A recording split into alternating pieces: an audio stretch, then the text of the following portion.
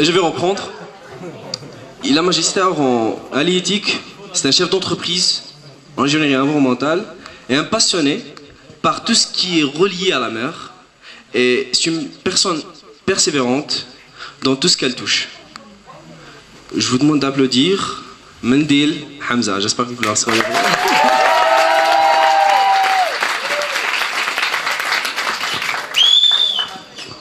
Bonjour tout le monde.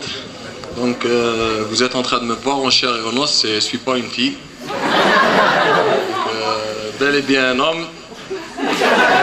Malheureusement j'ai été... Oui, un homme.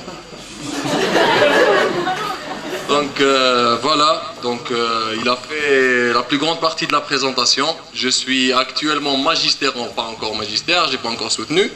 Magistérant en gestion systémique des ressources halieutiques. En quelque sorte, c'est les biologistes des pêches. On intervient auprès du secteur de la pêche. Et en même temps, en 2010, conjointement avec un ami à moi, M. Bental Ahmed, que je salue par l'occasion, on a un professionnel des travaux en mer, donc un scientifique et un professionnel des travaux en mer, on a créé conjointement une entreprise qui s'appelle Nefrops.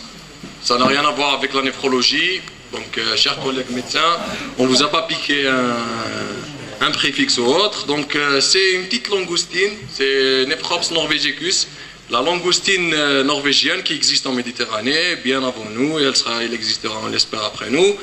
Donc voilà le résumé de moi. Je suis plongeur par l'occasion, donc j'ai supervisé la réalisation du documentaire que vous avez vu ce matin. On avait plongé, on va parler de plongée juste après, on va parler de tout ça, de l'entreprise juste après. D'abord, toujours dans la thématique de ce louable événement que je tiens à saluer, les organisateurs aussi. Donc, la télécommande. Donc, il faut m'excuser, on vient de manger, j'ai un peu sommeil. Donc voilà. Donc, Nefrops, c'est l'entreprise d'ingénierie environnementale.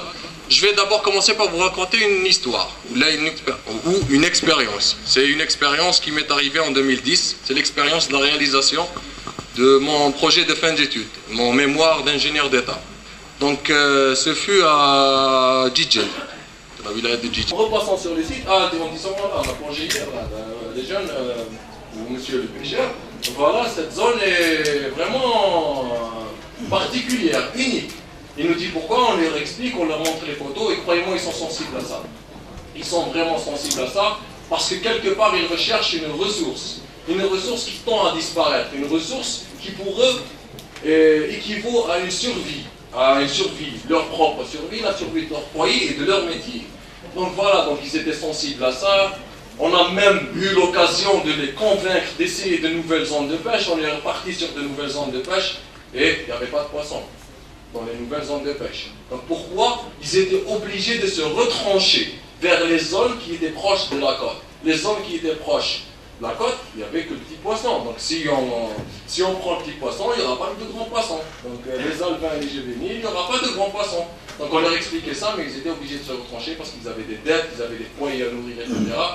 Donc, en tant que scientifique, il faut se mettre dans la position et essayer de voir, de par l'angle de vue de chaque personne, de chaque composante et de chaque acteur d'un système complet. Donc, pour les côtoyer, à certains moments, on disait, voilà, ils n'ont pas d'autre choix. Ils n'ont pas d'autre choix. Et comme M. Yann l'a expliqué tout à l'heure, ces pêcheurs, la pression n'est pas réellement importante de par leur ampleur, parce que c'est des petits pêcheurs, c'est des pêcheurs artisanaux, donc c'est de la pêche artisanale, c'est des petits chalutiers, des marées d'une journée, etc. Mais quelque part, ils intervenaient près des côtes. Donc, bloquer le recrutement, ce qu'on appelle nous le recrutement des alevins vers les stocks halieutiques. Donc, dès qu'on bloque les alevins, il n'y a pas de renouvellement de stock, il n'y a pas de pêche, il n'y a pas d'avenir. Donc voilà, donc là, bon, c'est pêché en Algérie, c'est un Djidjel, c'est Mustelus mustilis, Limisolis. C'est bel et bien un requin qui peut atteindre les 1,50 m. Donc on est le 3 juin, il ne faut pas avoir peur, il ne s'approche jamais des côtes. Donc c'est la saison estivale, etc. Mais bon, on vous le montre quand même. Donc là, on voit, en Algérie, il n'y a pas de découpage d'ailerons de requin. On le pêche en tant que chair de poisson, donc on le mange en tant que chair de poisson. Donc mais là quand même, c'est un lot assez remarquable de la même espèce. Donc imaginez combien de géniteurs il y a dans cette prise, combien de reproducteurs il y a dans cette prise. Donc voilà, sur bateau on était, donc il fallait voir la souffrance du pêcheur. Là c'était les zones de pêche, franchement on voit beaucoup de poissons, mais là c'est rien. Pour une prise, c'est rien. Donc on était avec eux, on travaillait avec eux, on sortit et sur le terrain, etc. À un certain moment, il fallait revenir au labo, ramener les échantillons, les traiter, etc. Faire tout ce qui est biologique, faire aussi ce qu'on appelle, nous, la gestion, donc présenter les résultats, travailler en concertation avec les acteurs, etc. Et en même temps avec les acteurs du secteur. Donc le pêcheur, il rejette la balle au décisionnaire, il nous dit, voilà, c'est parce qu'on a construit un port à tel ou tel lieu, parce qu'on a construit une usine.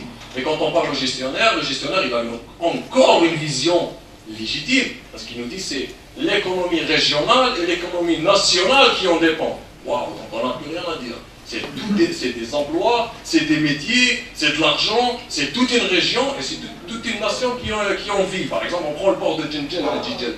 C'est de ce port qu'on parle, c'est toute l'Afrique qui en vit. On dit ça. Donc à un certain moment, à quoi dire? Chacun est légitime dans ce qu'il pense. Chacun il a une bonne raison dans ce qu'il fait. Mais quelque part, quelqu'un attend. Ou le groupe, ou le regroupement attend. On va le voir après. Donc voilà, la présentation des résultats, etc. Donc à un certain moment, il fallait proposer des... Bon, ça c'est une autre région. Il fallait proposer des zonages pour l'aire marine protégée. Il fallait prendre une décision. Donc vous allez comprendre pourquoi je vous raconte cette histoire. J'avais 23 ans. Peut-être qu'on nous a motivés pour mémoire de fin d'études, qui sera sûrement, ils nous ont dit que ce sera un plan de gestion pour l'aire marine, etc. Mais croyez-moi, même en sachant qu'il va finir au fond d'un tiroir, c'est difficile d'écrire toute recommandation ou décision en ayant côtoyé chacun des acteurs du domaine. Le pêcheur, le gestionnaire de tout ce qui est pêche, port, etc., l'administrateur de la marine protégée, les familles des pêcheurs parce qu'on avait fait des sondages socio-économiques, etc. On ne pouvait pas, bon, on utilise le PC, donc on ne pouvait pas écrire une lettre. On ne pouvait pas taper une lettre parce qu'on avait peur, on était jeunes, mais on avait vraiment peur. Quoi écrire? Qui a tort? C'est-à-dire on va interdire aux petits métiers de pêcher dans telle région de Djidjen. Qui va nourrir la famille? Comment est-ce qu'on va réorienter la pêche? On sait que si en tant que scientifique, nos recommandations sont limitées, c'est-à-dire on dit voilà, cette zone est atteinte, il faut interdire la pêche ici. On ne s'occupe pas vraiment de ce qui va se passer après. C'est le socio-économiste, etc., qui va venir, qui va faire le travail, il va dire voilà, tel pêcheur va être réorienté dans une autre région, il va être reconduit dans une autre région, mais là, on en discutait avec hier, tout le monde a raison. Tout le monde a raison dans sa vision. Mais le fait de réfléchir chacun dans son coin, voilà, par exemple, là on a, pardon, je l'ai sauté du coq à l'âne, là on a une région où c'est clairement écrit halte à la dégradation des îles, et on est en train de construire un port. Il y a une île en face. Donc un organisme met une plaque bien définie, et un autre organisme est en train d'installer un port. Tout le monde se prétend légitime. Tout le monde prétend que son idée est celle qui va sauver tel ou tel secteur. Donc pourquoi? Quelque part il y a un problème. Pourquoi? Donc nous on était là avec une vision globale. On a parlé à l'élu local, on a parlé au pêcheur, à sa famille, on a parlé aux gestionnaires d'aire marine protégée, etc., aux financeurs, etc. Mais tout le monde était légitime. Mais personne ne prenait la peine de réfléchir en même temps. C'est à la genèse des projets qu'on réfléchit. C'est pas en arrivant à une situation de conflit qu'on essaye de faire des buffets, etc. On se réunit, voilà, on vient, on fait le dîner, on va discuter. Mais là, par exemple, on a pris la région de Djidjen. Le conflit y est, c'est bon. Le conflit y est. C'est primordial de trouver une solution. J'espère qu'on l'a trouvé. C'est primordial de trouver une solution. Mais je vais faire le lien avec les expositions et les talks qui ont été faits ce matin pour l'éducation environnementale, pour l'intervention des artistes, etc. L'éducation environnementale va permettre de développer, d'inculquer une culture environnementale à une génération qui, en étant plus tard l'opinion publique existante, va permettre, parce que là, si on va demander à un Algérien, on lui dit, tu préfères chômer, on va fermer le port, chômer, on va fermer la pêche, et voilà, on va préserver la pauvre rascasse rouge se trouvant sous le rocher à 17 mètres. Ben, il va dire non. Mais n'ayant pas l'information complète, n'ayant pas eu cette éducation en aval, donc on réfléchit aux solutions en amont, etc. En aval, donc on réfléchit aux solutions en aval de tout ce qui est recyclage, etc. Mais il faut d'abord réfléchir en amont. Donc comment transmettre l'information, et après, quand on va parler à cette opinion publique, on va lui dire, voilà, il y a telle et telle problématique. C'est pas vraiment nécessaire d'être compétitif économiquement, on veut juste vivre, hein, bien vivre, et rester le plus longtemps possible sur cette planète. La personne va être réceptive automatiquement parce que le long de son ascension, son cursus culturel ou son cursus scolaire, elle a eu une éducation dans ce sens où la planète est prioritaire. Nous ne sommes que des invités de cette planète, comme toute autre espèce. Sauf qu'on a le moyen de tout faire, on a la possibilité de tout faire, malheureusement. Donc, voilà, donc c'est ce qu'on appelle aussi, donc en revenant à aux situations où il y a un conflit, il faut une certaine concertation. Il ne faut pas prendre des décisions chacun de son côté, voilà, moi je vais faire ça, moi là je vais faire ça, et après, quand il y a un problème, il faut faire des concertations. Et dans une concertation, il faut que chaque personne donne de sa part. C'est-à-dire que moi en tant que scientifique, on va expliquer ce qu'il faut faire, etc. On n'est pas là pour dire aux gens ce qu'il faut faire, mais pour montrer pour étudier, surtout pour évaluer et analyser telle action aura tel impact, etc. Comme on fait dans notre entreprise, on travaille avec des ministères, on travaille avec des organismes, on est un bureau d'études en environnement. Donc, dès l'installation de telle ou telle chose, on est obligé de donner qui est le plus important. Donc c'est dans ce sens qu'il faut réfléchir. C'est-à-dire là, d'accord, moi je travaille en travaux publics, je vais dire oui. Cette personne a raison, donc mais à un certain moment, le scientifique il va dire voilà, donc on va faire ça, ça. Donc si on suit le scientifique, vous n'allez pas manger, vous n'allez rien faire, vous n'aurez pas de travail, etc. Donc à un certain moment, même le scientifique, il doit être socio-économiste, il va se dire voilà, donc il faut quelque part construire quelque chose où un abri de pêche, etc. Donc c'est un travail de concession. Et à la finalité, c'est le consommateur. On le disait tout à l'heure dans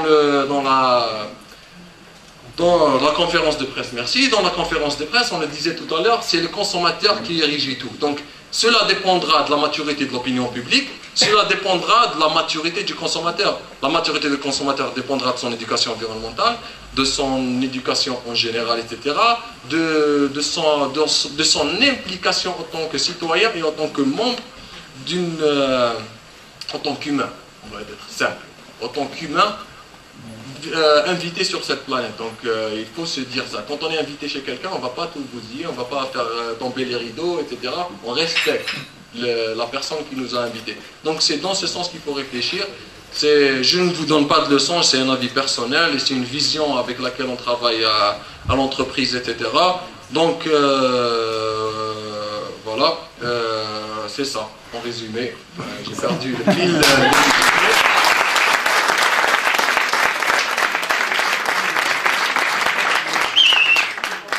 Donc pour finaliser, je ne vais pas vous retenir plus longtemps. Une personne qui n'affirme rien, qui soit en désaccord avec ses principes. C'est le gestionnaire, le scientifique, le pêcheur, etc. a montré que le développement logique de ces principes aboutit parfois à l'absurde.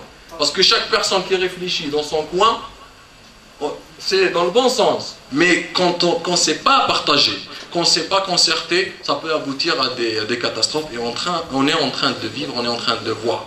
Donc, concertons-nous, réfléchissons ensemble à la genèse du projet, introduisons la vision environnementaliste, on va dire dans la vision de bon sens, l'honnêteté envers les générations futures. On va essayer d'être honnête envers les générations futures. On ne va pas utiliser ces clichés, etc., environnementalistes.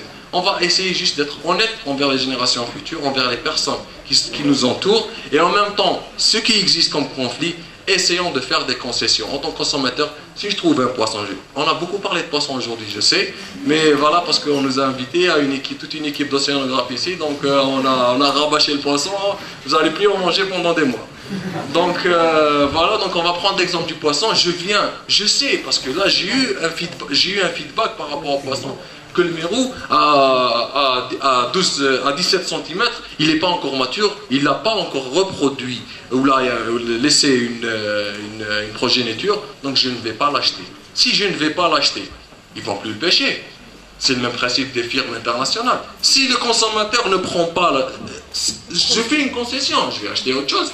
Je fais une concession.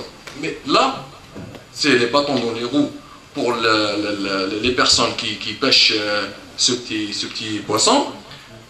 On va faire aussi bouger le gestionnaire parce qu'il sera obligé de trouver une solution adéquate aux pêcheurs parce que sinon il aura un chômeur sur le dos. Trouver une solution adéquate aux pêcheurs et aussi ayant une opinion publique mature. Donc les politiques suivent tout le temps l'opinion publique. Si un politicien parle de développement durable parce que c'est la tendance. S'il parle d'emploi, de chômage, etc. parce qu'actuellement c'est la crise. Donc il utilise la thématique actuelle. Mais si réellement une opinion publique est mature par rapport à ça, prend ses responsabilités en main, merci de m'avoir supporté. Merci à vous. Merci Hamza, tu m'as sauvé la mise. Merci. Pardon ? À vrai dire, je pense qu'il a oublié un point très important. Je pense, par modestie, qu'il n'a pas mentionné ça.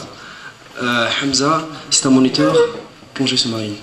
Et c'est une grande responsabilité, c'est ce qui prouve encore une fois que nos jeunes entrepreneurs ont un sens des responsabilités. Et pour quelque chose pareil, c'est pas donné à tout le monde. Veuillez applaudir encore une fois Hamza.